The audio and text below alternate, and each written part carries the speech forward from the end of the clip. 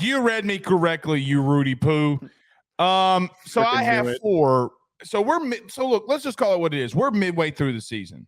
So we're going to talk about some of our Heisman front runners at the current moment. Now, listen, I specifically, Joe, am not putting this in order. I pick one. I'm to the point right now, just pick one of these, okay? Okay. But here's my list. I know we were going to do 3, but I could not leave out Ray Davis from Kentucky. He's got 600 yards rushing, 8 touchdowns on the ground, 3 receiving touchdowns. He is a load and a dude to bring down. He's been their offense. He single-handedly beat Florida. He almost won the game for them. He was a dude against, quite honestly, a team like Utah who could not run the ball on Florida even in their own backyard. Ray Davis is a guy that I just got to put in there because of the performances that he continues to have. Michael Penix Jr., you know how much I love Penix. I said it all offseason. I'll say it again. He is having a fantastic year. He 133 for 178, 2,000 yards, 16 touchdowns. Caleb Williams is another guy that I have in there. 21 touchdowns, Joe, and 1 pick. He threw his first interception last week, but I will say he threw it at the most inopportune time, which kind of got Colorado back in that game, which was kind of like, hey, man, you threw that at a really bad time. And I know you won't agree with this, but Jayden Daneils. Jayden Daneils, to me, you can't ignore what he's doing. You can't ignore it. So those are my 4. I'm not going to fall for the Jayden Daneils bait. I'm just not going to respond to it. Well, you said that he won't even remotely be in the conversation, which you were vastly wrong in, even though I warned you that he had been going. Joe, I'm at practice every day. I'm literally at practice every day, and I warned you, and I said, Joe, don't do it. And you know what you did? You had coaches from LSU texting me, like, banning you. You got your credential pulled, like all of that. He's still not going to be at the podium at the end of the year. I didn't say that he would be. Okay. He wouldn't even be remotely in the conversations, what you said. He has been playing really well, and he's been playing better than I expected. And I am on a historic run of saying guys stink and then them playing at an elite level. So you know what? It's just one of those years for me. I just don't think that at the end of the season, when it's all said and done, he is going to be up there at the podium. And I just, but here's my. Can I just say this? If any other dude in the country led in every statistical category besides one, he's top 2 in every statistical category. He leads the country in QBR, touchdown to interception ratio, not named Caleb Williams. He's technically number 2 there. Efficiency complete. What does he have to do? He just had back-to-back 400-yard passing games. I know that the other guys and the guys that I'm about to bring up have not played highly ranked opponents yet. And I think that they're going to step up to the occasion and have really good performances. But it is a little disappointing, and it's not his fault. It's not his fault, but it's a little disappointing that he's 2 losses. If RG3 can win a Heisman when his team goes 8-5, then Jayden Daneils, them having 2 losses in September, does not keep him out of the conversation. Because he had some ridiculous stat line that I'm trying to let me. Actually, by the way, Jayden Daneils just passed RG3 in all-time passing yards. Well, Jayden Daneils is all right. Who's your 3? 40. My 3 to perfectly piss you off, and this is in order. Number 3, Brock Bowers, University of Georgia. You're an idiot. 2, I'm not an idiot. The guy is the best player in college football. Nobody can guard it. Yes, he is. Nobody can cover him, and they're not even feeding him the ball as much as they could be. It took the Auburn game when they were losing to realize, we should probably throw the ball to Brock Bowers for him to take over and win that football game for them. He is the best player in the country. There isn't a single player, except for maybe Caleb Williams, who I have at number 1, that is as unstoppable as he is. And he's perfectly well-rounded. He deserves to be in the conversation. Just because he's a tight end doesn't mean he needs to be taken out of it. Number 2 is Michael Penix for me, because I think statistically he's just done some gaudy stuff. And I think that his Heisman moment is going to come against Oregon, where he's going to be asked to make a critical throw to win them the game. And then lastly, Caleb Williams, the guy who won it last year, he came back. Why would I take him off? He's played amazing. And if not, he might even be playing better than last year. Go ahead. Say what you want to say. You have no business putting Brock Bowers up there. Why? Joe, they've won games without him. They've won a game with him. I mean, what is the Heisman supposed to be about? Being the most important player for your team, being one of the best players at your position. Not the most important player to his team. He's not. He is. Joe. They can't move the ball without him. They moved the ball the entire first half without him. They only scored, what was it, 20-something points? Okay. They only scored in the first half. Brock Bowers is a phenomenal tight end. He's arguably the best tight end we've seen. I think he's even better than Kyle Pitts, to be real with you. He is. Okay. It's just really hard for me. What's his hold on. What's his stat line? We said it yesterday. He's got 480 yards, 30 receptions.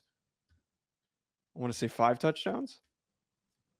He is on 30 receptions, 413 yards, 3 touchdowns, and 1 rushing touchdown. Joe, I can name 20 receivers better than that. He's okay, but he's not. Joe, production is not made equal for a tight end. He is a tight end doing these things. That's the whole point. That's the whole point that I'm trying to get at. Kyle Pitts. Hold on. Let me just say this to you. Let me say. Okay. So this is the argument that you're trying to make. If it's about the most important player on a team, you're legitimately going to sit here and tell me that Jayden Daneils having to go for, I might add, 500 yards and 5 touchdowns for his team to remotely get close to winning. Brock Bowers doesn't have 500 yards receiving on the entire year. This dude has it in a game. Because passing yardage does not equate receiving yardage. He is more important to his team than Brock Bowers will ever be to Georgia. Garrett Nussmeier coming in the SEC championship game last year and playing the way that he did proves that I think that if Nussmeier had to play and Jayden Daneils didn't exist, I think that offense would still be just as productive.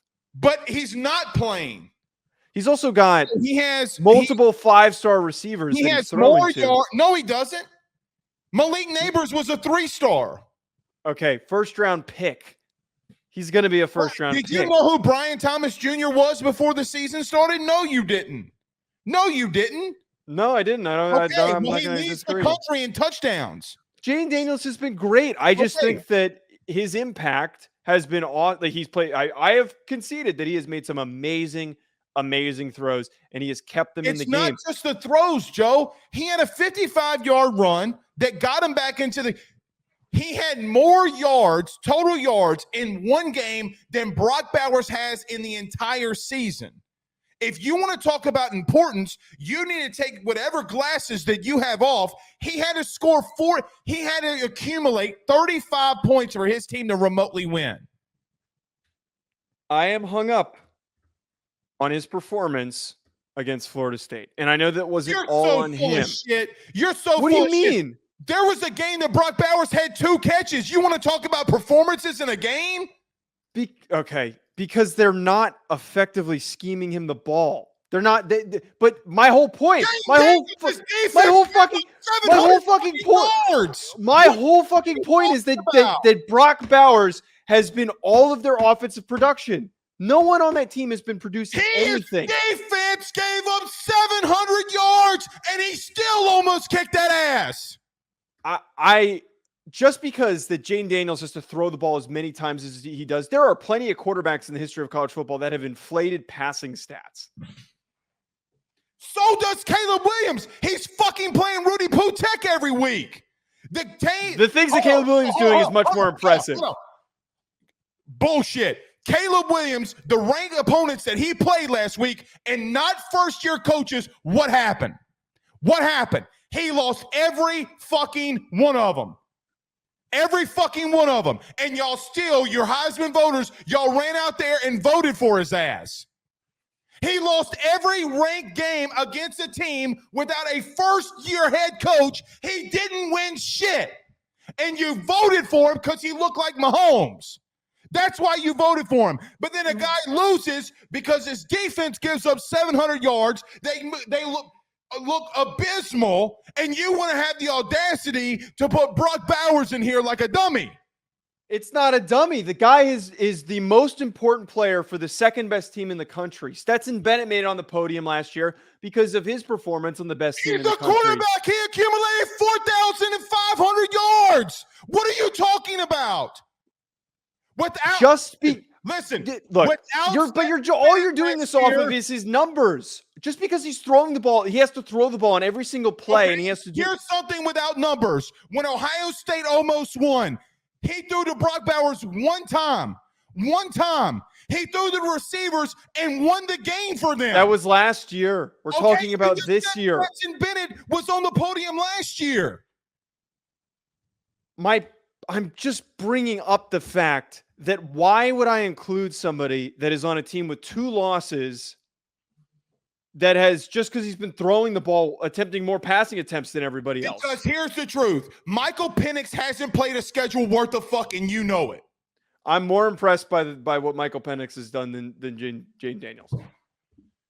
But here's the problem. You get so hung up on shit that I'm saying. I'm not saying that Jayden Daneils is bad. I'm not saying that he's bad. That's what doesn't make any sense to me. I'm not saying that he's a bad player. He threw an interception last week that almost lost them the game.